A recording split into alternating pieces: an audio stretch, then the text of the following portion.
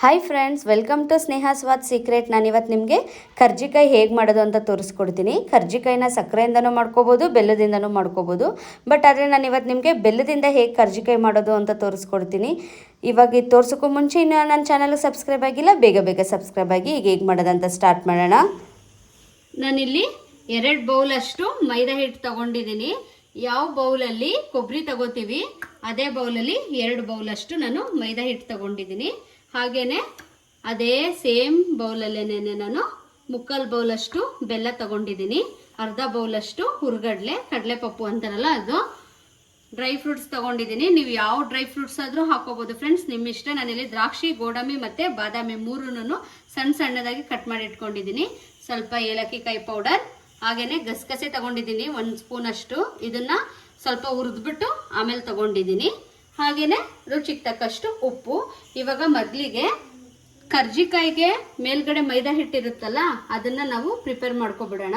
ಅದು ಪ್ರಿಪೇರ್ ಮಾಡೋಕ್ಕೆ ನಾನಿಲ್ಲಿ 1 ಬೌಲ್ ತಗೊಂಡಿದ್ದೀನಿ. ಈ ಬೌಲ್ಗೆ ನೋಡಿ ನಾನು ಮೈದಾ ಹಿಟ್ಟು ಹಾಕೋತಾ ಇದ್ದೀನಿ. ಹಾಗೆಯೇ ಒಂದು ಸ್ವಲ್ಪ ರುಚಿಗೆ ತಕ್ಕಷ್ಟು ಉಪ್ಪು ಹಾಕ್ತಾ ಇದ್ದೀನಿ. ಹಾಗೆಯೇ 2 ಸ್ಪೂನ್ ಆಗೋಷ್ಟು ಆಯಿಲ್ ಹಾಕೋತಾ ಇದ್ದೀನಿ. ಆಯಿಲ್ ಹಾಕ್ಕೊಂಡು ಕ್ಲೀನಾಗಿ ಫಸ್ಟ್ ಡ್ರೈ ಮಿಕ್ಸ್ ಮಾಡ್ಕೊಬಿಡೋಣ.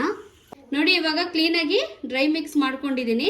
ಇವಾಗ ಒಂದು ಸ್ವಲ್ಪನೇ ನೀರು ಹಾಕ್ಕೊಂಡು ಚಪಾತಿ ಹಿಟ್ಟು ಪೂರಿಗೆಲ್ಲ ಕಲಿಸ್ಕೊತಿರಲ್ಲ ಆ ಥರನೇ ಕಲಿಸ್ಕೋಬೇಕು. ತುಂಬ ತೆಳು ಕಲಿಸ್ಕೋಬೇಡಿ, ಸ್ವಲ್ಪ ಗಟ್ಟಿನೇ ಕಲಿಸ್ಕೊಳ್ಳಿ. ಹಾಗಾದರೆ ಮಾತ್ರ ನಮಗೆ ಲಟ್ಸೋಕ್ಕೆ ಈಸಿ ಆಗುತ್ತೆ. ಇವಾಗ ಇದನ್ನು ಕ್ಲೀನಾಗಿ ಕಲಿಸ್ಕೊಬಿಡೋಣ. ಇವಾಗ ಗಟ್ಟಿ ಕಲಿಸ್ಕೊಂಡಿದ್ದೀನಿ, ನಿಮಗೆ ಕಾಣಿಸ್ತಾ ಇರ್ಬೋದು. ಚಪಾತಿ ಪೂರಿ ಥರನೇ ಇದನ್ನು ಕಲಿಸ್ಕೋಬೇಕು. ಹಾಗೆಯೇ ಇದಕ್ಕೆ 2 ಸ್ಪೂನಷ್ಟು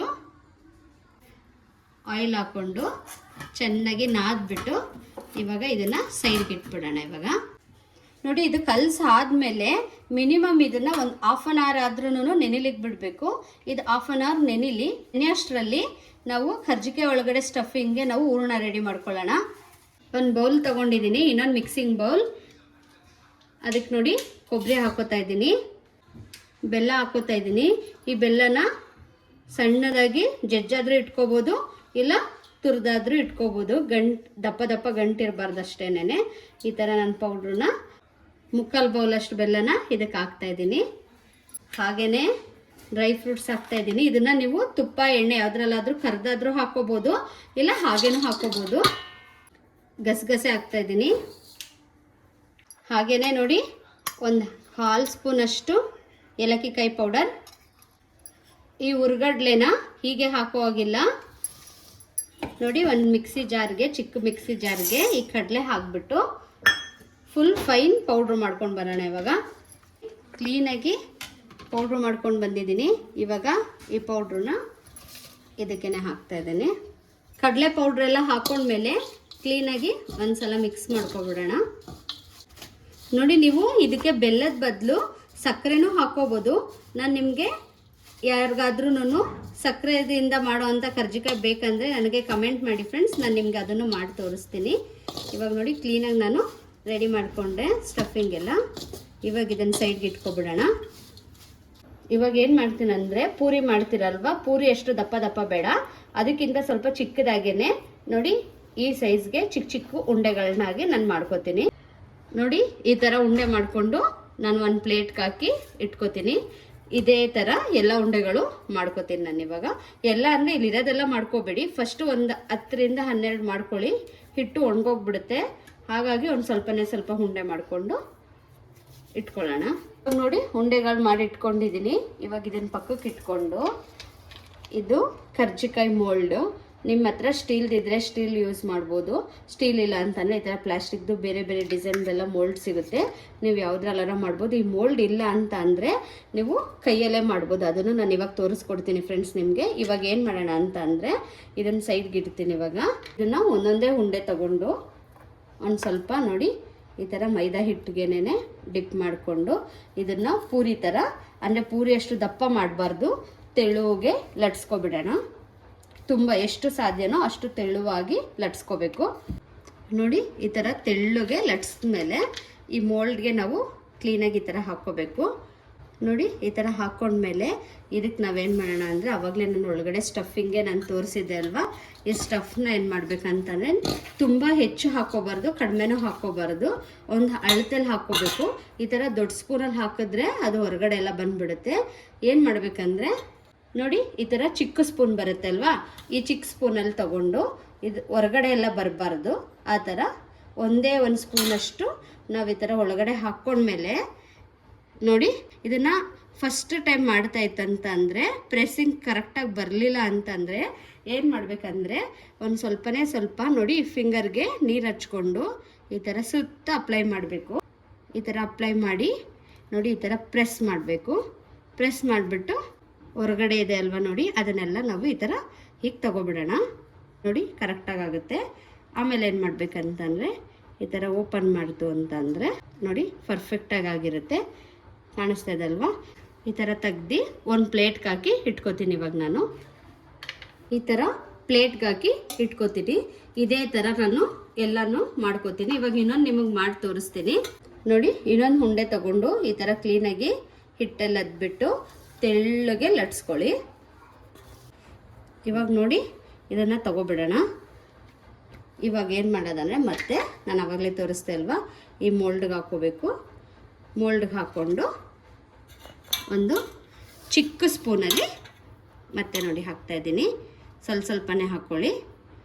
ಈ ಥರ ಹಾಕ್ಬಿಟ್ಟು ಪ್ರೆಸ್ ಮಾಡಬೇಕು. ಪ್ರೆಸ್ ಮಾಡಿ ನೋಡಿ ಈ ಥರ ತೆಗೆದ್ರೆ ಕ್ಲೀನಾಗಿ ಬರುತ್ತೆ. ಓಪನ್ ಮಾಡಿಬಿಟ್ಟು ನೋಡಿ ಪ್ಲೇಟಿಗೆ ಹಾಕಿ ಇಟ್ಕೋತಾ ಇದ್ದೀನಿ. ಹಾಗೆಯೇ ಎಲ್ಲನೂ ಮಾಡ್ಕೊಳ್ಳೋಣ. ಇವಾಗ ನೋಡಿ ಇವಾಗ ನಾನು ಎಲ್ಲ ಮೋಲ್ಡಲ್ಲಿ ಹಾಕಿ ಕ್ಲೀನಾಗಿ ರೆಡಿ ಮಾಡಿ ಇಟ್ಕೊಂಡಿದ್ದೀನಿ. ನಿಮಗೆ ಕಾಣಿಸ್ತಾ ಇರ್ಬೋದು.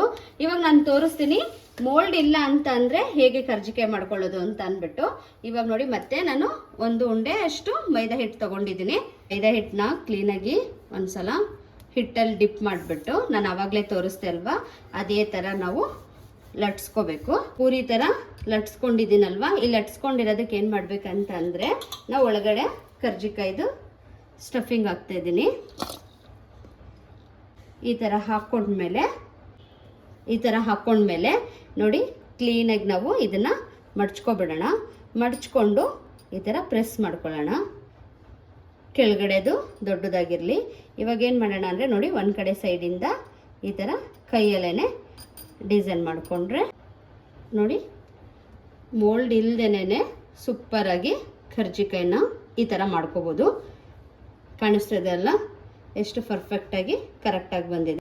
ಇವಾಗ ನಾನು ಒಂದು ಬಾಣಲಿಲಿ ಎಣ್ಣೆ ಕಾಯಕ್ಕೆ ಇಟ್ಕೊಂಡಿದ್ದೀನಿ. ಹೈ ಫ್ಲೇಮಲ್ಲಿ ಇಟ್ಕೋಬೇಡಿ. ಎಣ್ಣೆ ಹೈ ಫ್ಲೇಮ್ ಇತ್ತು ಅಂದರೆ ಎಲ್ಲ ಕಪ್ಪಾಗಿಬಿಡುತ್ತೆ, ಒಳಗಡೆ ಎಲ್ಲ ಬೆಂದಿರಲ್ಲ, ಹಸಿ ಇರುತ್ತೆ. ಮೀಡಿಯಂ ಫ್ಲೇಮಲ್ಲೇ ಇಟ್ಕೋಬೇಕು. ತುಂಬ ಲೋನು ಬೇಡ, ಹೈನು ಬೇಡ. ಇವಾಗ ನಾನು ನೋಡಿ ಒಂದೊಂದೇ ಕರ್ಜಿಕಾಯಿನ ಎಣ್ಣೆಗೆ ಹಾಕ್ತಾ ಇದ್ದೀನಿ. ಒಂದೊಂದೇ ಇವಾಗ ಹಾಕ್ಕೊಬಿಡೋಣ. ಇವಾಗ ನೋಡಿ ನಾವು ಮಧ್ಯ ಎಲ್ಲ ಹಾಕಬಾರ್ದು. ಒಂದು ಕಡೆಯಿಂದ ಒಂದೊಂದೇನ ಈ ಥರ ಉಲ್ಟಾ ಮಾಡ್ಕೋಬೇಕು. ಎರಡು ಕಡೆನೂ ಚೆನ್ನಾಗಿ ಕರ್ಜಿಕಾಯಿಗಳೆಲ್ಲ ಬೇಯೋ ಥರ.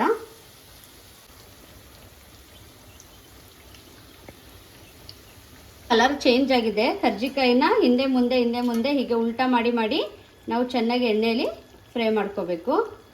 ಇಷ್ಟಾದರೆ ಸಾಕು. ಇದು ಎಣ್ಣೆಯಿಂದ ತೆಗೆದ್ಮೇಲೆ ಇನ್ನೂ ಕಲರ್ ಚೇಂಜ್ ಆಗುತ್ತೆ. ಇವಾಗ ನಾನು ಎಣ್ಣೆಯಿಂದ ತೆಗೆದ್ಬಿಡ್ತೀನಿ ಇದನ್ನು. ಎಷ್ಟು ಸೌಂಡು ಚೆನ್ನಾಗಿ ಬರ್ತಾ ಇದೆ, ಗರಿಗರಿಯಾಗಿ ಬಂದಿದೆ ಕರ್ಜಿಕಾಯಿಗಳು. ಇವಾಗ ನಾನು ಒಂದು ಪ್ಲೇಟ್ಗೆ ಹಾಕೋತಾ ಇದ್ದೀನಿ. ನಿಮಗೆ ಕೇಳಿಸ್ತಾ ಇರ್ಬೋದು ಸೌಂಡ್ ಎಷ್ಟು ಕ್ರಿಸ್ಪಿಯಾಗಿ ಬಂದಿದೆ ಅಂತ ಹೇಳ್ಬಿಟ್ಟು. ಇದನ್ನು ಸೈಡ್ಗೆ ಇಟ್ಕೊಬಿಡ್ತೀನಿ. ನಾನು ಇದೇ ಎಣ್ಣೆಗೆ ನಾನು ಇನ್ನೊಂದು ಟೈಮ್ ನಾನು ಕರ್ಜಿಕಾಯಿ ಹಾಕಿ ತೋರಿಸ್ತೀನಿ ನಿಮಗೆ. ನೋಡಿ ನಾನು ಕೈಯಲ್ಲೇ ಸ್ಟಫಿಂಗ್ ಮಾಡಿದ್ನಲ್ಲ ಅದನ್ನು ಹಾಕ್ತಾ ಇದ್ದೀನಿ. ಹಾಗೇನೆ ಇದನ್ನು ಎಲ್ಲ ಎಣ್ಣೆಗೆ ಹಾಕೋಬಿಡ್ತೀನಿ. ನೋಡಿ ಇದನ್ನು ನಾನು ಉಲ್ಟಾ ಮಾಡ್ಕೊಂಡಿದ್ದೀನಿ. ಹಿಂದೆ ಮುಂದೆ ಇದನ್ನು ಕ್ಲೀನಾಗಿ ಚೆನ್ನಾಗಿ ಬೇಯೋ ಥರ ಬೇಯಿಸ್ಕೊಳ್ಳೋಣ. ನೋಡಿ ಇವಾಗ ಇದನ್ನು ಆಗಿದೆ. ಇದನ್ನು ನಾನು ಎಣ್ಣೆಯಿಂದ ತಗೋಬಿಡ್ತೀನಿ. ನೋಡಿ ಪ್ಲೇಟಿಗೆ ಹಾಕೋತಾ ಇದ್ದೀನಿ. ನೋಡಿ ನಾನೆಲ್ಲ ಕ್ಲೀನಾಗಿ ಕರೆದಿಟ್ಕೊಂಡಿದ್ದೀನಿ. ತುಂಬ ಸೂಪರಾಗಿದೆ.